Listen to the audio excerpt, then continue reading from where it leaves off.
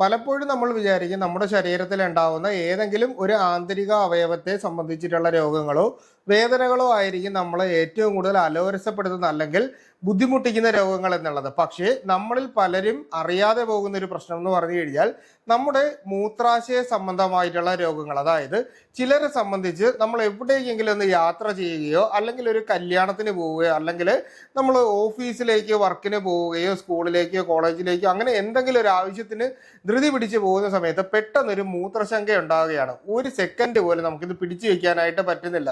കിട്ടുന്ന അടുത്തുള്ള ടോയ്ലറ്റിലേക്ക് പോവുക, ഇല്ല എന്നുണ്ടെങ്കിൽ നമ്മൾ യൂസ് ചെയ്യുന്ന ഡ്രസ്സിലേക്ക് തുള്ളി തുള്ളിയായിട്ട് മൂത്രം വീഴുന്നത് പോലെ തോന്നുന്നതിന്റെ ഭാഗമായിട്ട് വളരെയധികം പേടിച്ച് യാത്ര ചെയ്യാൻ പോലും മടിക്കുന്ന ഒട്ടനവധി ആളുകൾ നമ്മുടെ നാട്ടിലുണ്ട്.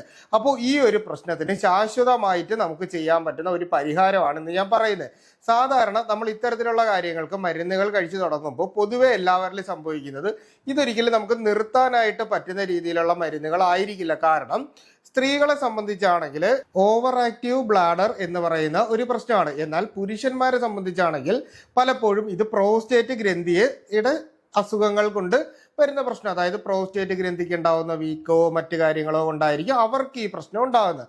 പക്ഷേ നമുക്കിതിനെ ഫലപ്രദമായിട്ട് എങ്ങനെ മാനേജ് ചെയ്യാം, അതായത് സ്ത്രീകൾക്കും പുരുഷന്മാർക്കും കഴിക്കേണ്ട 1-2 ആഹാരങ്ങളും നമ്മുടെ വീട്ടിൽ തന്നെ നമ്മളൊരു പാനീയം പോലെ മിക്സ് ചെയ്തിട്ട് കഴിക്കാൻ പറ്റുന്ന രീതിയിൽ, അതായത് നമുക്ക് വീട്ടിൽ കിട്ടുന്ന ഇൻഗ്രീഡിയൻസ് വെച്ച് തന്നെ കഴിക്കാൻ പറ്റുന്ന കാര്യങ്ങളുമാണ് ഇന്നത്തെ എപ്പിസോഡിൽ നിങ്ങളുമായിട്ട് പറയുന്നത്. ഈ ഒരു ബുദ്ധിമുട്ട് നിങ്ങൾക്കുണ്ടെങ്കിൽ തീർച്ചയായിട്ടും ഇത് നിങ്ങൾ എഴുതിയെടുത്ത് കറക്റ്റായിട്ട് നിങ്ങൾ വെച്ചിട്ട് ചെയ്ത് നോക്കുക. വ്യത്യാസം നിങ്ങൾക്ക് അറിയാനായിട്ട് പറ്റും. ഇനി നമുക്ക് എന്തുകൊണ്ടാണ് ഈ പ്രശ്നം വരുന്നത്? സ്ത്രീകളെ സംബന്ധിച്ചാണെങ്കിൽ മെനോപോസ്, അതായത് ആർത്തവ വിരാമ ശേഷം ഈ പ്രശ്നം ഉണ്ടാവാം. നമ്മുടെ പെൽവിക് ഫ്ലോർ മസിൽസിന് ഉണ്ടാവുന്ന, അതായത് നമ്മുടെ താഴ്ഭാഗത്തേക്ക് വരുന്ന മസിൽസ് ഉണ്ടല്ലോ, ഈ യോനി ഭാഗത്തൊക്കെ വരുന്ന, അപ്പോൾ ഈ മസിൽസ് പെട്ടെന്ന് റിലാക്സ് ആയി പോകുന്നത് കൊണ്ട് ഉണ്ടാകുന്ന പ്രശ്നങ്ങൾ, അതായത് ഒരു കട്ടി കുറയുന്നത് പോലെ. ചിലപ്പോൾ നമ്മുടെ ഡെലിവറിയുടെ ഭാഗമായിട്ട് നമുക്കിങ്ങനെ വരാം. പ്രഗ്നൻസിയൊക്കെ കഴിഞ്ഞു, അത് കഴിഞ്ഞ് ഡെലിവറി കഴിഞ്ഞ് കഴിയുമ്പോൾ ഈ പെൽവിക് ഫ്ലോർ മസിൽസിന് ഈ പറയുന്ന സ്ട്രെങ്ത് നഷ്ടപ്പെട്ടു പോകുന്നത് കൊണ്ട് നമുക്ക് വരാം. പലപ്പോഴും യൂറിനറി ട്രാക്ട് ഇൻഫെക്ഷൻ വിട്ടുമാറാതെ സ്ത്രീകളിലും പുരുഷന്മാരിലും നിൽക്കും. അപ്പോൾ ഈ ഒരു പ്രശ്നം കൊണ്ട് നമുക്ക് വരാം. ചിലപ്പോൾ യൂട്രൈൻ പ്രൊലാപ്സ്, നമ്മുടെ യൂട്രസ് താഴേക്ക് ഇറങ്ങി വരുന്നത് പോലെയുള്ള പ്രശ്നങ്ങൾ കൊണ്ട്. ഇനി ഹിസ്റ്ററക്ടമി എന്ന് പറയുന്ന ഒരു ഓപ്പറേഷൻ ഉണ്ട്, അതായത് ഗർഭാശയം നീക്കം ചെയ്യുന്നതിന് വേണ്ടി ചെയ്യുന്ന ഓപ്പറേഷനാണ്. അപ്പോൾ ഈ പറയുന്ന രീതിയിൽ സർജറികൾക്ക് വിധേയമായിട്ടുള്ള ആളുകൾക്ക് ഈ രീതിയിലുള്ള പ്രശ്നങ്ങൾ വരാം. ഫൈബ്രോയിഡുമായി ബന്ധപ്പെട്ടുള്ള സർജറികൾ ചെയ്തിട്ടുള്ളവർക്ക് ഈ പറയുന്ന പ്രശ്നങ്ങൾ വരാം. പൊതുവെ വ്യായാമം കുറഞ്ഞവരിലും പ്രമേഹ രോഗം ഉള്ളവരിലും അതുപോലെ തന്നെ അമിതവണ്ണമുള്ളവരിലും ഈ പറയുന്ന സെയിം പ്രോബ്ലം ഉണ്ടാകുന്നതായിട്ട് കണ്ടിട്ടുണ്ട്. അപ്പോൾ ഇത്തരത്തിലുള്ള പ്രശ്നങ്ങളൊക്കെ ഒരു പരിധിയിലധികം നമ്മുടെ ശരീരത്തിനെ ബാധിക്കുന്ന രീതിയിലേക്ക് വരുമ്പോഴാണ് നമുക്ക് ഈ പ്രശ്നങ്ങൾ ഉണ്ടാവുന്നത്. അപ്പോൾ ഇതിനു വേണ്ടിയിട്ട് ഇനി ഇതിൻ്റെ അനാട്ടമിയോ ഫിസിയോളജിയോ ഒന്നും പറഞ്ഞ് നിങ്ങളുടെ വിലപ്പെട്ട സമയം കളയാൻ ഞാൻ ആഗ്രഹിക്കുന്നില്ല. നേരത്തെ പല വീഡിയോസിലും ഞാൻ അതിനെപ്പറ്റി പറഞ്ഞിട്ടുണ്ട്. അപ്പോൾ ഇതിന് ഫലപ്രദമായിട്ട് നമ്മുടെ വീട്ടിൽ ചെയ്യേണ്ട കാര്യങ്ങൾ മാത്രമാണ് പറയുന്നത്. അതിൽ ഏറ്റവും പ്രധാനപ്പെട്ടത് നമുക്ക് വെളുത്തുള്ളിയാണ്. അതായത് നമ്മളിപ്പോൾ വെളുത്തുള്ളി അച്ചാറിലിട്ട് കഴിക്കുകയോ വെളുത്തുള്ളി നമ്മൾ തേൻ നെല്ലിക്കയായിട്ട് കഴിക്കുകയോ അല്ലെങ്കിൽ നമ്മൾ ഉപയോഗിക്കുന്ന ആഹാരങ്ങളോടൊപ്പം തന്നെ വെളുത്തുള്ളി ചേർത്തിട്ട് നമ്മൾ കഴിക്കുകയോ ചെയ്തു കഴിഞ്ഞാൽ നമുക്ക് ഇത്തരത്തിലുള്ള പ്രശ്നങ്ങൾ കുറച്ച് നിർത്താനായിട്ട് സാധിക്കും. അതായത് മസിലിനൊരു സ്ട്രെങ്ത് വരുത്തുന്നതിന് വേണ്ടിയിട്ടും നമ്മുടെ ശരീരത്തിൽ ഈ ഒരു ഭാഗവുമായിട്ട് റിലേറ്റ് ചെയ്തിട്ടുള്ള എന്തെങ്കിലും തരത്തിലുള്ള ഇൻഫെക്ഷൻസ് നമ്മുടെ ബോഡിയിൽ ഉണ്ടെങ്കിൽ അതിനെ പെട്ടെന്ന് കുറയ്ക്കുന്നതിനും വെളുത്തുള്ളിക്ക് നന്നായിട്ട് സാധിക്കുന്നുണ്ട്. അതുപോലെ തന്നെ നമുക്ക് ഈ പറയുന്ന രീതിയിലുള്ള ഈ യൂറിൻ അമിതമായിട്ട് ഫ്ലോ ചെയ്യുന്നതിന് ഒരു നിയന്ത്രണം ഏർപ്പെടുത്താനും ഈ പറയുന്ന രീതിയിൽ വെളുത്തുള്ളിയുടെ ഉപയോഗം സഹായിക്കുന്നുണ്ട്.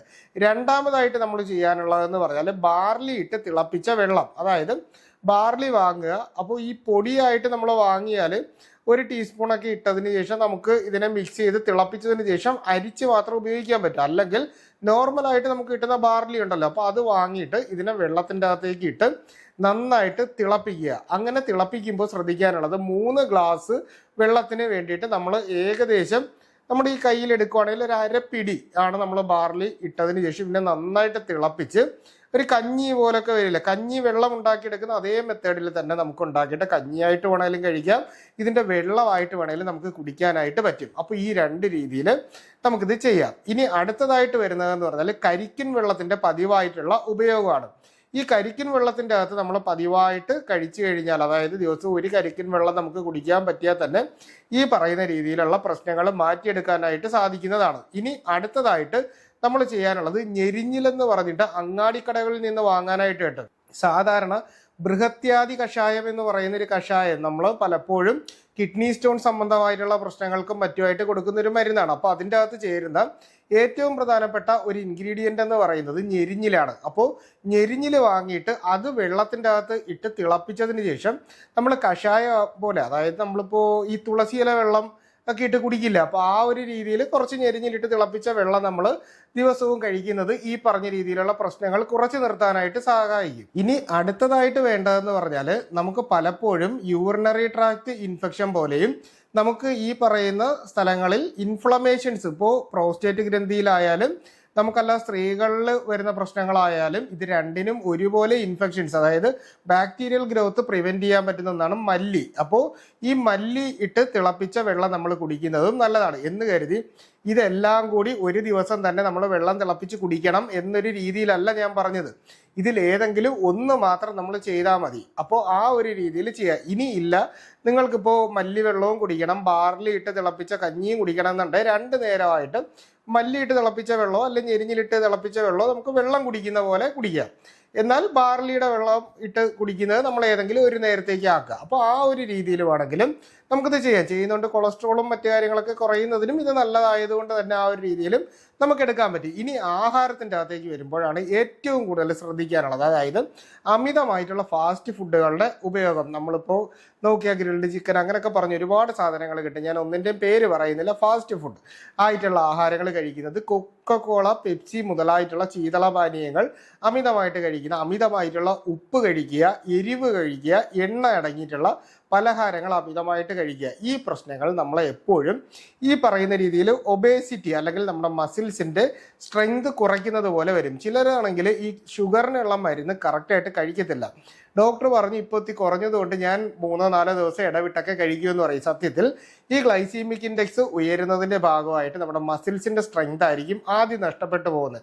അപ്പോൾ ഈ പറയുന്ന രീതിയിലുള്ള കാര്യങ്ങൾ ചെയ്യരുത്. പ്രോബയോട്ടിക്കുകളായിട്ടുള്ള ആഹാരങ്ങൾ, അതായത് ഉപ്പിലിട്ട ആഹാരങ്ങളിൽ പൊതുവേ നമ്മൾ പറയുന്ന ആഹാരങ്ങളുണ്ടല്ലോ, അപ്പോൾ അങ്ങനെയുള്ള ആഹാരങ്ങൾ ചെറിയ അളവിൽ, അമിതമായിട്ടുള്ള ഉപ്പ് കഴിക്കണം എന്നുള്ള രീതിയിലല്ല പറഞ്ഞു. അപ്പോൾ ചെറിയ അളവിൽ അത് കഴിക്കുന്നതും അതിനോടൊപ്പം തന്നെ തൈര് നമ്മൾ പതിവായിട്ട് കഴിക്കുന്നതും ഒക്കെ ഇതിന് വളരെ നല്ലതാണ്. അപ്പോൾ ഈ പറഞ്ഞ രീതിയിൽ നമ്മൾ ആഹാരത്തിൻ്റെ അകത്തൊരു ക്രമീകരണം കൊണ്ടുവരേണ്ടത് നല്ലതാണ്. അതുപോലെ കീഗൽ എക്സർസൈസ് എന്ന് പറയുന്ന ഒരു എക്സർസൈസ് ഞാനിപ്പോൾ അതിൻ്റെ ഫോട്ടോസ് ഈ സൈഡിൽ കാണിച്ചു തരാം. അപ്പോൾ അങ്ങനെ ചെയ്യുന്ന പെൽവിക് ഫ്ലോർ മസിൽസിനെ നമുക്ക് സ്ട്രെങ്തൻ ചെയ്തെടുക്കാൻ പറ്റുന്ന രീതിയിലുള്ള ഏത് തരത്തിലുള്ള എക്സർസൈസുകൾ വേണമെങ്കിലും നമുക്ക് ചെയ്യാനായിട്ട് പറ്റും. കീഗൽ എക്സർസൈസ് ഞാൻ വളരെ ഡീറ്റെയിൽ ആയിട്ടൊരു വീഡിയോ ചെയ്തിട്ടുണ്ട്, അത് നിങ്ങൾക്ക് കണ്ടു നോക്കാം. ഇല്ല എന്നുണ്ടെങ്കിൽ ഇപ്പോൾ ഈ കാണുന്ന ഫോട്ടോയിലോ നിങ്ങൾ യൂട്യൂബിലൊന്ന് അടിച്ച് നോക്കിയാലോ കീഗൽ എക്സർസൈസ് നിങ്ങൾക്ക് തന്നെ കണ്ടിട്ട് അതിനനുസരിച്ച് നിങ്ങൾക്ക് ചെയ്യാനായിട്ട് പറ്റും.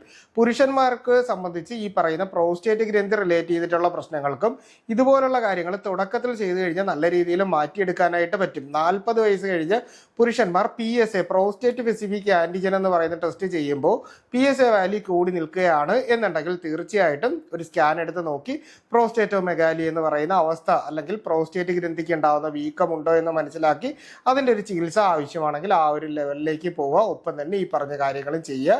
കൃത്യമായിട്ട് ചെയ്തു കഴിഞ്ഞാൽ നല്ലൊരു മാറ്റം നിങ്ങൾക്ക് കണ്ടുപിടിക്കാനായിട്ട് പറ്റും. ഇത്തരത്തിലുള്ള ബുദ്ധിമുട്ടുകൾ തുടക്കത്തിലെ ഇത്തരത്തിലുള്ള കാര്യങ്ങൾ ചെയ്ത് മാനേജ് ചെയ്താൽ ഒരുപാട് നാൾ മരുന്ന് കഴിക്കുന്ന കാര്യങ്ങളിൽ നിന്ന് മാറി നിൽക്കാൻ പറ്റും.